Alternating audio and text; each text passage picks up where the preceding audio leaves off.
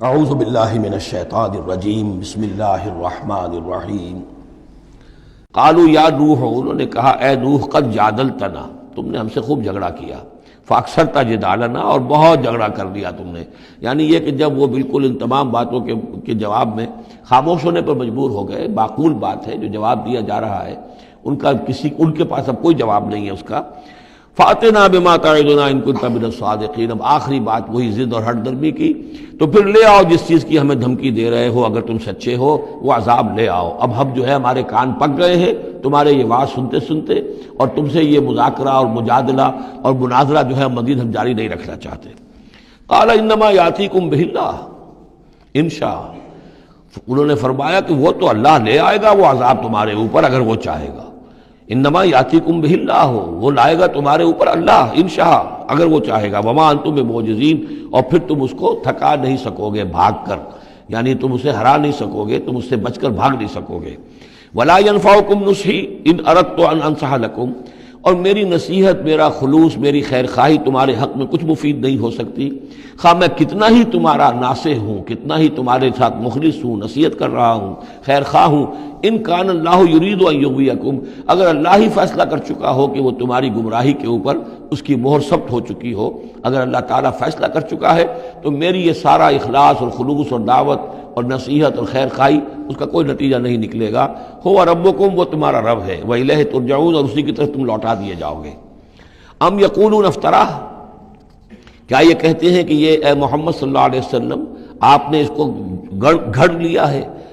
قل ان افتریتہ فعلی اجرامی، اب یہاں درمیان میں حضرت نوح علیہ السلام کی بات چل رہی ہے اور آگے بھی چلے گی، لیکن درمیان میں ایک جملہ معترضہ ہے۔ یہ ساری باتیں ہیں نبی جو آپ کو ہم وحی کے ذریعے سے بتا رہے ہیں، یہ ساری جو گفت و شنید ہوئی تھی حضرت نوح علیہ السلام کے اور ان کی قوم کے درمیان، آپ کو کیسے معلوم ہوئی؟ آپ نے گھڑ لی ہے؟ آپ کو کوئی فکشن ہے، کوئی سٹوری ہے، کیا ہے؟ نہیں، یہ تو اللہ تعالیٰ کی طرف سے ہے۔ قل ان افتریتہ، کہہ دیجئے اگر میں نے یہ گھڑی ہوں یہ چیزیں، فعلی اجرامی، تو پھر یہ میرا جرم ہوگا، اس کا وبال مجھ پر آئے گا۔ وانا بریء مما تجرمون، ورنہ پھر یہ ہے کہ جو جرم تم کر رہے ہو، جھٹلا رہے ہو، تو میں اس سے بری ہوں۔ وأوحی الی نوح، اور وحی کر دیا گیا نوح کی جانب، انہ لن یؤمن من قومک الا من قد آمن، اب کوئی اور شخص ایمان نہیں لائے گا تمہاری قوم میں سے سوائے ان کے جو ایمان لا چکے ہیں۔ فلا تبتئس بما كانوا يفعلون، سو اب جو کچھ وہ کر رہے ہیں آپ اس پر افسوس نہ کریں اور غمگین نہ ہوں۔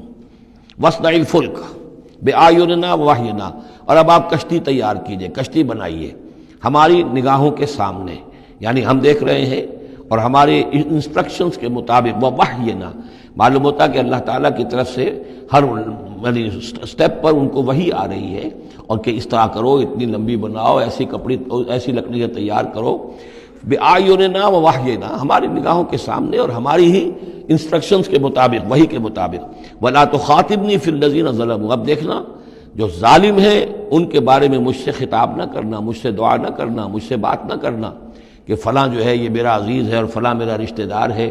اب جو بھی ظالم ہے اس کے بارے میں تمہاری طرف سے کوئی نرم بات نہ آئے۔ انہم مغرقون، اب یہ سب کے سب غرق کیے جائیں گے۔ ویصنع الفلک، اب وہ نقشہ دیکھیے آپ چشم تصور سے، خشکی پر بیٹھے ہوئے ہیں اور حضرت نوح علیہ السلام آس پاس سمندر کہیں ہے ہی نہیں اور وہ کشتی بنا رہے ہیں۔ ویصنع الفلک، اور وہ بنا رہے کشتی۔ وَكُلَّمَا مَرَّ عَلَيْهِ مَلَأٌ مِّن قَوْمِهِ سَخِرُوا مِنْهُ، جب بھی ان کی قوم کے سردار ان کے پاس سے گزرتے تھے وہ مذاق اڑاتے تھے، کہ معلوم ہوتا اب تک تو ہم سمجھتے تھے کہ بہرحال یہ کچھ شاید بات بنا رہا ہے، جھوٹ بول رہا ہے، کیا کر رہا ہے، اب تو معلوم ہوتا بالکل ہی مت ماری گئی، اب کوئی جو ہے ہوش ٹھکانے نہیں رہے یہ، تو وہ ہنستے تھے۔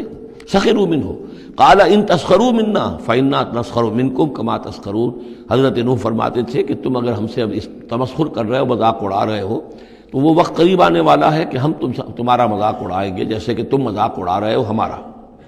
فسوف تعلمون من یاتیہ عذاب یخزیہ، تو تم ان قریب جان لوگے کہ کون ہے وہ جن پر کہ عذاب آتا ہے جو ان کو رسوا کر دے گا۔ ویحل علیہ عذاب مقیم، اور اس پر اترے گا وہ عذاب کے جو قائم رہنے والا ہے اور دائمی ہے۔ حتی اذا جاء امرنا وفارت التنور، یہاں تک کہ جب ہمارا حکم آ گیا اور جوش مارا تنور نے۔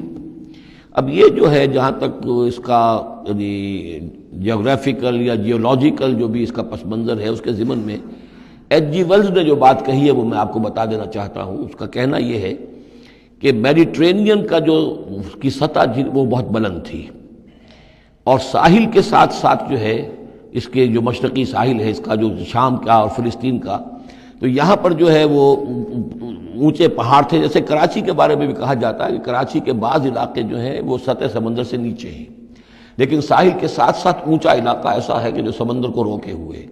اگر کسی جگہ پر ایسا ہو تو اگر کہیں کوئی ایک سوراخ بھی ہو جائے تو یہ ایسا ہی ہے جیسے کسی بڑے بند میں سوراخ ہو جائے.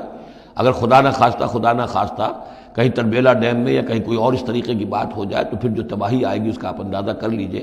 تو ان کا کہنا یہ ہے کہ وہ سیلاب جو آیا ہے تو میڈیٹرینین میں وہ جو اس کا ساحلی علاقہ تھا اس میں سے کہیں وہ راستہ نکلا ہے پانی کا، اور پھر سمندر آیا ہے، اور وہ سمندر جو ہے پورے مڈل ایسٹ کے علاقے کے اوپر جو ہے اس کے اوپر وہ پانی سمندر کی شکل بن گیا ہے. یہ ہے ان کی تعبیر. اس لیے کہ تاریخی طور پر اور طبقات الارض کا جو علم ہے وہ بتاتا ہے کہ اس پورے علاقے میں ایک بہت بڑے وسیع پیمانے پر فلڈ کے آثار موجود ہیں. وہ آثار جو ہیں وہ ایسے ہیں کہ اس پورے علاقے کے اندر وہ فلڈ آیا تھا، اور اس کی یہ توجیہ ہے جو وہ لوگ کرتے ہیں.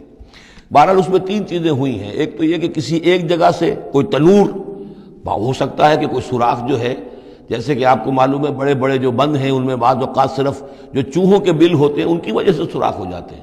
نہروں کے کناروں میں جو بند ٹوٹتا ہے نہر کا، تو کہیں کوئی چوہوں نے کوئی سوراخ کیا ہوتا ہے، اس میں سے پانی بہنا شروع ہوا اور نہر ٹوٹ گئی. اسی طریقے سے ہو سکتا ہے کہ کسی تنور کے اندر سے پہلی مرتبہ پانی نکلا ہو. پھر یہ کہ زمین کے بھی اللہ تعالیٰ نے جو ہے وہ کھول دیے سوتے، اور آسمان سے بھی پانی برسا.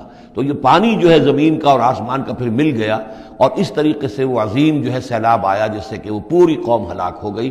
اور وہ کشتی جو ہے وہ بہت عرصے تک تیرتی رہی اس سمندر کے اوپر، اور پھر ہوتی ہوئی وہ کوہ ارارات میں اس کی جو ایک چوٹی ہے جودی اس پر جا کر ٹک گئی. واللہ عالم. ابھی اس پر مزید ضرورت ہے اصل میں کام کرنے کی. ویسے یہ خبریں بھی ہیں کہ بعض اوقات کوئی کشتی نما چیز دیکھی گئی ہے. یہ علاقہ جو ہے اصل میں کہ جو جہاں پہ ترکی کی سرحد ملتی ہے روس کے ساتھ، ادھر وہ آذربائیجان وغیرہ کا علاقہ ہے، ادھر پھر یہ ترکی ہے، اوپر روس کا علاقہ جو ہے. تو اس میں ادھر سے راستہ جو ہے بہت دشوار گزار ہے، چڑھ نہیں سکتے. روس کی طرف سے راستہ ہے. اس کی چوٹیوں پر بعض پائلٹس نے کہیں دیکھا ہے اور خبر دی ہے کہ کوئی بہت بڑی کشتی قسم کی شے جو ہے وہ کسی چوٹی کے اوپر رکھی ہوئی ہے. اور قرآن مجید چونکہ بار بار کہتا ہے کہ ہم اسے برقرار رکھیں گے، ایک وقت آئے گا کہ وہ لوگوں کے لیے ایک نشانی بن کر ظاہر ہوگی، تو اس سے معلوم ہوتا ہے کہ وہ کشتی اب بھی وہاں پر موجود ہے اور انسان جو ہے اس تک رسائی حاصل کرے گا. وفارت تنور حتی اذا جاء امرنا. وفارت تنور، جب ہمارا حکم آ پہنچا اور جوش مارا تنور نے، ابل پڑا تنور. قل نحمل فیہا من کل زوجین اثنین. تو ہم نے کہا اے نوح اپنی اس کشتی میں تمام حیوانات کا ایک ایک جوڑا رکھ لو. واہلک، اور اپنے گھر والوں کو بھی، اپنے گھر والے اہل و عیال کو. الا من سبق علیہ القول، سوائے آپ کے اہل و عیال میں سے وہ کہ جن کے بارے میں پہلے حکم گزر چکا ہے. یہ حضرت نوح کے خاندان میں سے ایک ان کی بیوی اور اسی بیوی کا بیٹا یام. 3 بیٹے ان کے ساتھ بچے ہیں جو اہل ایمان تھے، حام، سام اور یافس. سام کی اولاد ہے وہ جو نیچے تمام ہم نے ابھی نقشہ دیکھا ہے. حضرت ابراہیم بھی سامی ہیں، اور یہ قوم عاد بھی سامی، قوم سمود بھی سامی. یہ سیمیٹک ریسز کہلاتی ہیں. لیکن یہ کہ حضرت حام کی اولاد، اب وہ اس تفصیل میں نہیں جا سکتا، اور حضرت یافس کی اولاد یہ اور دوسرے علاقوں میں جا کر آباد ہو گئے. یہ جو نیچے کی طرف اترے ہیں یہ حضرت سام کی نسل ہے. چوتھا بیٹا ان کا تھا یام، یا اس کا ایک خطاب اور بھی تھا کنعان، اور اس کی جو ماں تھی تو یہ مشرک تھے اور یہ اہل ایمان کے ساتھ شریک نہیں تھے، لہذا یہ کشتی میں شامل نہیں ہوئے. تو آپ اب رکھ لیجئے، سوال کرا لیجئے اپنی کشتی میں من کل زوجین اثنین، ہر نوع کا ایک ایک جوڑا تمام حیوانات میں سے. واہلک، اور اپنے گھر والوں کو. الا من سبق علیہ القول، مگر سوائے اس کے کہ جن کے اوپر پہلے سے حکم ہو چکا ہے. ومن آمن، اور باقی جتنے بھی اہل ایمان آپ کے ہیں ان سب کو بھی سوار کر لیجئے. وما آمن معہ الا قلیل، اور نہیں ایمان لائے تھے ان کے ساتھ مگر بہت ہی کم، نہ ہونے کے برابر. قلیل جو ہے انگریزی میں اے لٹل اور دی لٹل، ان دونوں میں جو فرق ہے، یہاں قلیل جو ہے دی لٹل کے معنی میں آیا ہے کہ بالکل نہ ہونے کے برابر. صدق اللہ العظیم.